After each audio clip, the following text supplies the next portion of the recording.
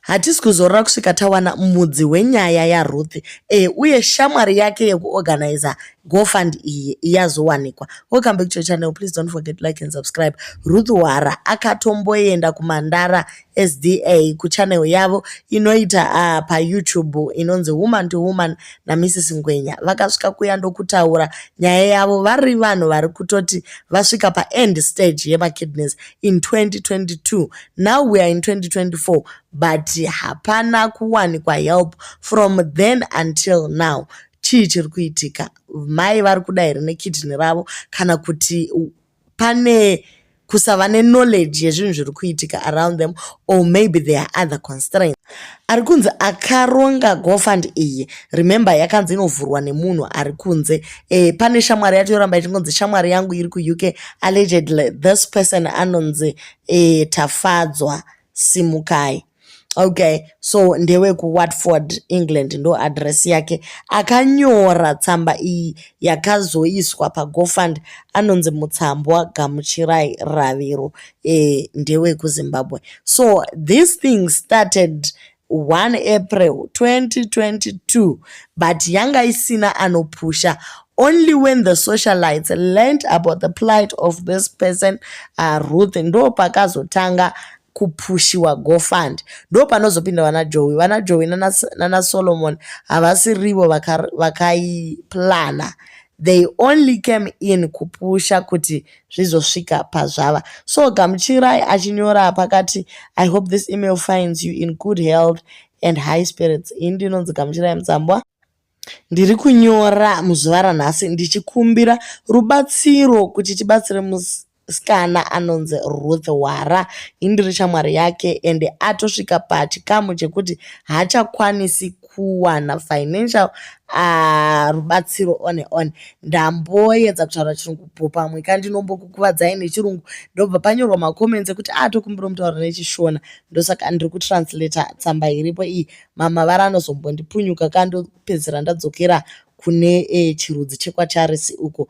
Okay, Ruth, 25-year-old lady ane severe life threatening condition, kidney failure. Akapedza kuUZBSc in 2022. Makidney ake ese haachashandi and ari kuda immediate medical intervention nekuti upenyu hwake huri pagreat risk. Dr. vake madzodzo wekupari vaindicata kuti anofanira kuita transplant kuIndia inokosta $30,000. Ini ndaisa quotation.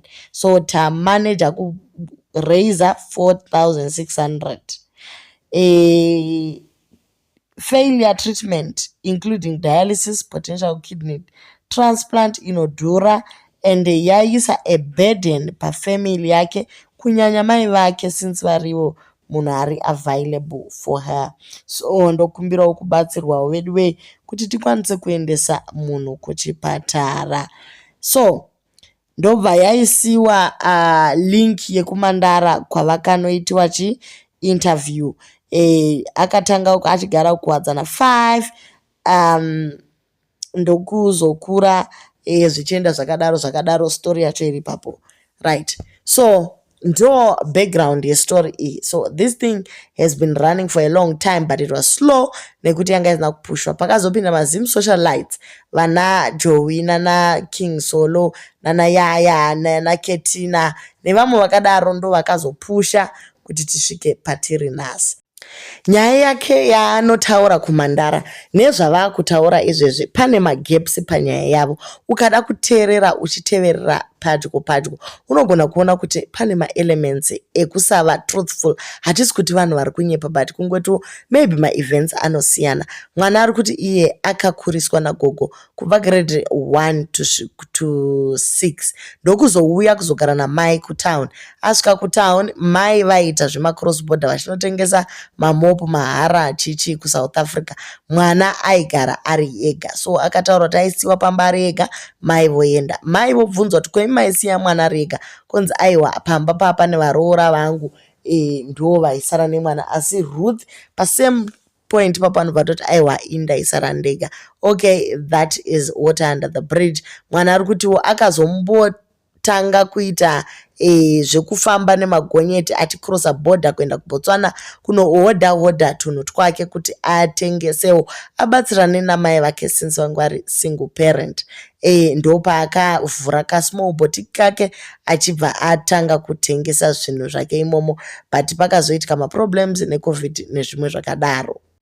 She then closed the business. According to zvanyogwa paemail naGamu uyo, zviri kuratidza kuti hapana imwe family member iri international or even local anobatsirana namai kunze kwamai ndo vari kusenga financial burden. So uyu anonzi Robert Hwara uyu anogona kuva ari munhuwo a random person who took advantage of the surname kana kuti a long lost relative akango observe from a distance achibva angona loophole ndokucreatawo yake GoFund nekuti hapana paari kupinda papicture so far, totally no way hasi part of this whole thing. So ndeimwewo scam iri kumhanya nekuside.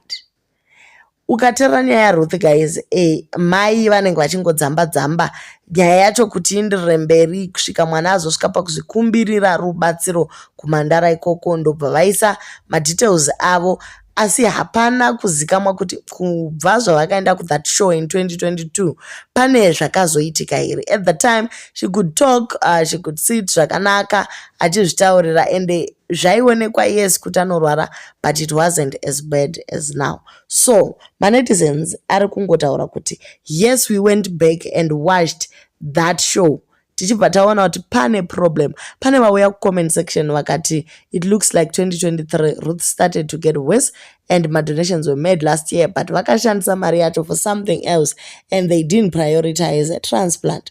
Now a year later things got drastic to a point where Ruth can't walk.